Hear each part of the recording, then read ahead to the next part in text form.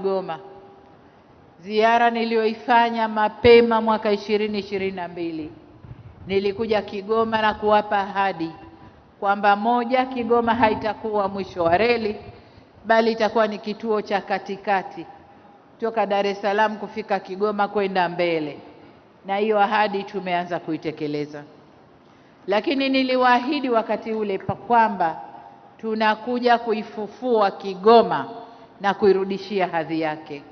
Nadhani aliyosemwa hapa na mkuu wa mkoa na mengine mengi yanayoendelea ni katika kutimiza ahadi hiyo. Kigoma oye! Katika kutimiza ahadi hiyo ndio maana leo tupo hapa, ikiwa ni sehemu ya utekelezaji wa deni hilo kwa Wanakigoma na Watanzania wote kwa ujumla. Ndugu viongozi na wananchi wenzangu, serikali yetu imeendelea na jitihada mbalimbali za kuimarisha miundombinu ya usafiri na usafirishaji ndani ya nchi yetu, ikiwemo ujenzi wa reli ya kisasa, uendelezaji wa bandari zetu na ujenzi wa barabara na viwanja vya ndege. Nataka niungane na mkuu wa mkoa Siro alipozungumzia kiwanja cha ndege. Hata mimi wakati ninakuja nilikuwa na maono ya kiwanja cha ndege cha Dodoma nilichokiacha nilipokuja wakati wa kampeni, lakini nilipotua mambo ni tofauti. Kiwanja kinajengwa kwa kasi na kitakapokamilika kitakuwa kiwanja cha kisasa, lakini hata runway iko smooth, laini, na tumetua vizuri sana. Kwa hiyo niwapongeze wana Kigoma. Tunafanya haya yote kwa lengo la kuifungua nchi yetu kibiashara na kiuwekezaji, kupunguza gharama za usafiri na usafirishaji na kurahisisha bidhaa zetu kuyafikia masoko ya ndani, lakini pia masoko ya nje ya nchi. Kijiografia, nchi yetu ni lango la biashara kwa nchi jirani zinazotuzunguka. Kwa msingi huo, kila tunapojenga reli, viwanja vya ndege, bandari au barabara, hatuunganishi mikoa yetu pekee, bali tunaiunganisha pia nchi yetu na fursa za masoko ya Afrika Mashariki, Maziwa Makuu, Afrika ya Kati na Kusini mwa Afrika. Katika muktadha huo, Kigoma ina nafasi nzuri kijiografia na kimkakati, kwa kuwa ni lango muhimu la biashara na uwekezaji linalotuunganisha Tanzania na nchi jirani ikiwemo Burundi na Jamhuri ya Kidemokrasia ya Kongo na Zambia. Hivyo meli za mizigo tulizozizindua leo pamoja na ujenzi wa reli ya kisasa utakapokamilika vitakuwa ni nyenzo muhimu zitakazotuwezesha kufikia maono na matamanio yetu kama nilivyoyasema na kama ilivyosemwa na wengine hapa.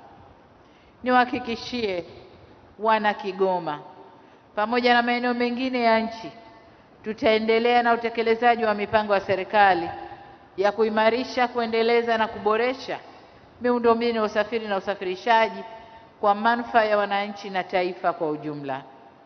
Tunafanya haya ili nafasi yetu ya kijiografia tuliyojaliwa na Mwenyezi Mungu mwenyewe ndio anajua kutuumba Tanzania hapa tulipo, na akatupa rasilimali zote na nyenzo zote za kuifanya Tanzania kuwa kituo kikubwa cha biashara. Kwa hiyo kimaumbile Mungu alishatumba hivyo, lakini kisera na kisheria ni juu yetu kuifanya sasa Tanzania kuwa kituo kikubwa na muhimu cha biashara ndani ya Afrika, na tunaelekea huko. Tunafanya hayo ili kukuza biashara, kipato na ajira kwa wananchi wetu na ustawi wa taifa letu kwa ujumla. Kwa muktadha huo, Kigoma haitakuwa tena mwisho wa reli kama ambavyo imekuwa ikifahamika, bali itakuwa ni mwanzo wa kufunguka kwa fursa za biashara na uwekezaji, kwa kuwa kama nilivyotangulia kusema, miundombinu tunayoendelea kuijenga inakusudia kuunganisha shughuli za kiuchumi za mkoa huu na masoko ya ndani na nje ya nchi. Kigoma itastawi na Kigoma itanawiri. Kigoma oye!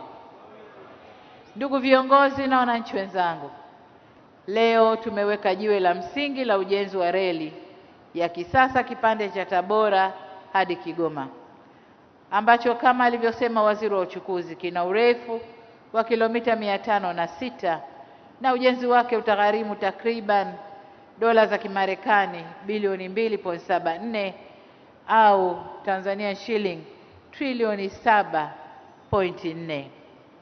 Niwashukuru wabia wetu wa maendeleo kwa kutunga mkono katika utekelezaji wa mradi huu. Reli hii itakapokamilika itaunganisha Kigoma na mikoa ya Tabora, Dodoma, Morogoro hadi Dar es Salaam, pamoja na mtandao wa njia ya reli kuelekea Mwanza. Maana yake ni kwamba mizigo kutoka bandari ya Dar es Salaam itafika moja kwa moja hadi hapa Kigoma kwa haraka na kwa uhakika zaidi.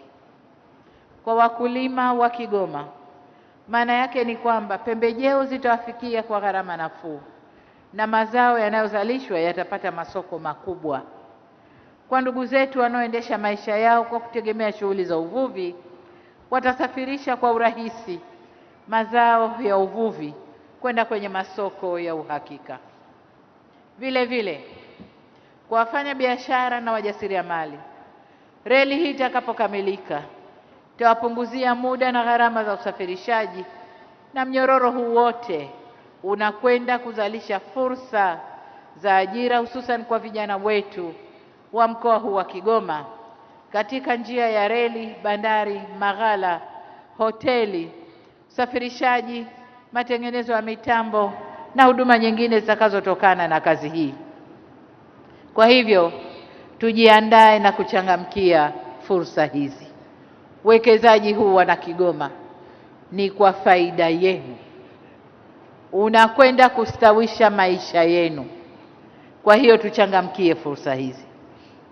Ndugu viongozi na wananchi, leo pia nimezindua meli 4 za mizigo zinazoundwa au zilizoundwa na uwekezaji wa sekta binafsi wa kampuni ya Gold Voyage Logistics Limited katika bandari ya Karema.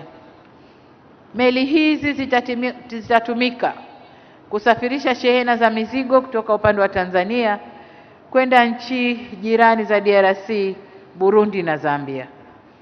Nawashukuru sana wawekezaji hawa kwa kuunga mkono jitihada za serikali za kuwaletea maendeleo wananchi.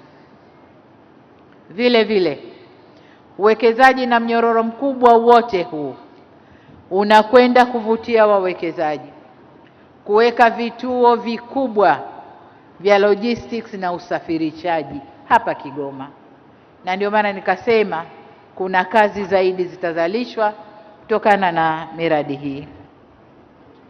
Na huo ndio kama alivyosema waziri, ni mfumo jumuishi wa uchukuzi. Serikali yetu kama ambavyo siku zote nimeendelea kusema, itaendelea kuweka mazingira wezeshi ya kisera, kisheria na kitaasisi kwa ajili ya kuvutia uwekezaji zaidi ndani na kutoka nje ya nchi. Tunawakaribisha wawekezaji wengine wenye nia ya kufanya hivyo waje kuwekeza nchini kwetu kwa msingi ya manufaa ya biashara kwa pande zote, yaani wao wapate na sisi tupate, au kwa lugha ya Kiha wanasema win-win situation. Vile vile nimeelezwa kuhusu maendeleo ya meli yetu kongwe ya MV Liemba ambayo ukarabati wake upo katika hatua za mwisho. Nimeambiwa imefika 99%. Hii ni meli yetu ya asili, ni meli yetu pendwa. Meli hii ni urithi wetu uliohudumu kwa kipindi kirefu sana. Niwatake Wizara ya Uchukuzi na Mamlaka ya Bandari Tanzania kuhakikisha meli hii inakarabatiwa kwa viwango na ubora wa hali ya juu ili iweze kutumika kwa miaka mingi ijayo, kama ilivyotumika nyuma, iweze kutumika tena kwa miaka mingi ijayo. Mheshimiwa Waziri, naelewa kwamba ndani ya mkoa huu kuna karakana ya serikali inayojengwa, na kwa sababu serikali ina mafungu mengi ya kupeleka fedha ujenzi huu unakwenda polepole, lakini tumeona mfano mzuri wa kampuni hii iliyojenga meli.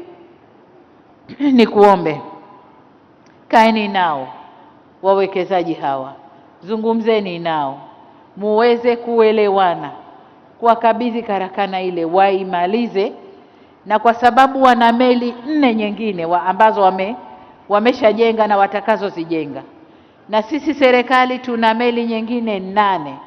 Karakana hii iendeshwe kwa misingi ya pamoja, serikali na wao, lakini wao wakiwa mbele, waweke uwekezaji pale ili twende tumalize kwa haraka. Tukienda serikali peke yetu hatutafika haraka, lakini tukiwashirikisha kwa makubaliano ya mkataba tunaweza tukaenda haraka. Kwa niombe sana, karakana ile zungumzeni, imalizwe, itumike. Ni karakana kubwa ambayo inaweza kubeba meli ya aina yoyote, kutengeneza na kufanya matengenezo au matunzo ya meli ya aina yoyote. Kwa hiyo naomba mzungumze na wawekezaji hawa. Wawekezaji mliowapa wanakwenda polepole, wanakwenda polepole kwa sababu ya ufinyu wa fedha serikalini, lakini hata wenyewe hawana uwezo huo. Sababu mwekezaji mwenye uwezo, serikali ikisita yeye anaendelea, sio yule ambaye serikali imesita na yeye anasitisha kazi. Hapana, naomba hili limalizeni. Ndugu viongozi na wananchi wenzangu, napoelekea kuhitimisha hotuba yangu, nipende kusisitiza suala la amani, usalama na maendeleo ya nchi yetu. Uwekezaji huu unagharimu fedha nyingi sana, zimetajwa hapa. Upande wa reli peke yake ni trilioni 7 karibu na nusu, mbali miradi mingine ya meli, bandari.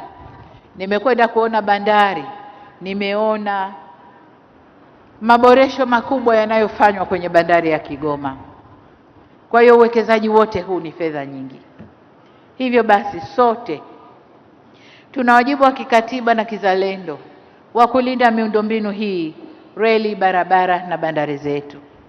Hujuma yoyote dhidi ya miundombinu hii si hasara kwa serikali peke yake, bali ni kwa kila Mtanzania, kila anayelipa kodi na nchi kwa ujumla.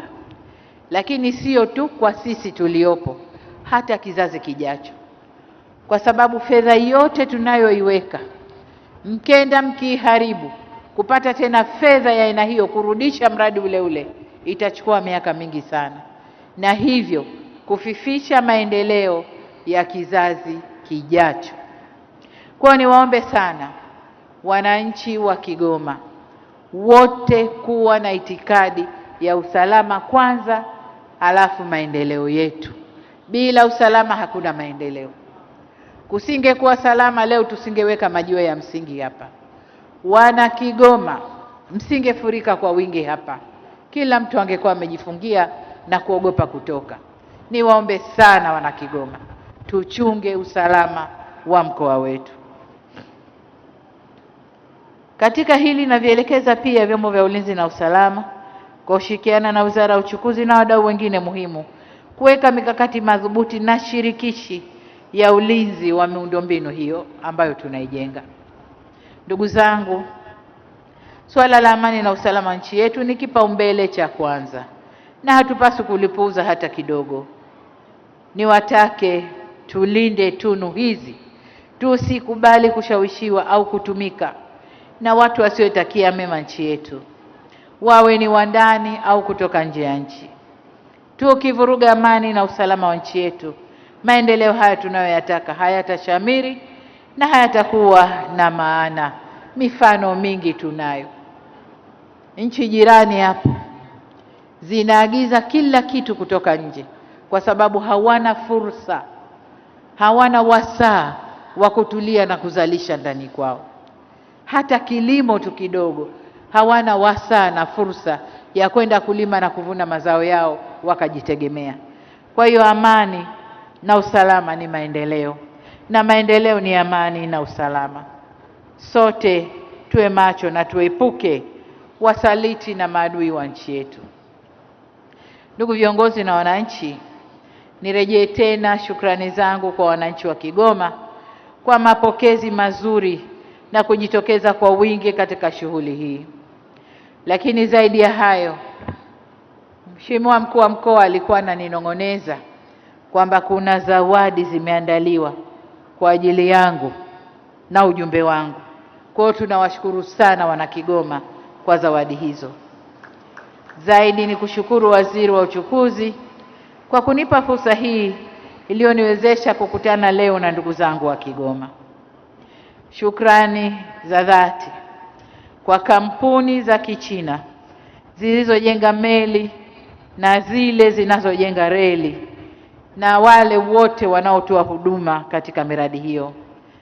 Shukrani kuu ni kwa balozi wa China ambaye kwa ufanisi mkubwa anazisimamia kampuni hizi ili ziende kufanya kazi zao vizuri na kutotia aibu katika miradi hii.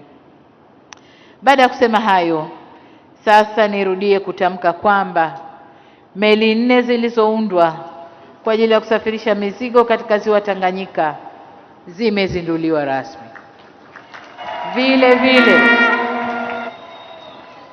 Vile vile jiwe la msingi la ujenzi wa reli ya kisasa kipande cha Tabora Kigoma sasa limewekwa rasmi.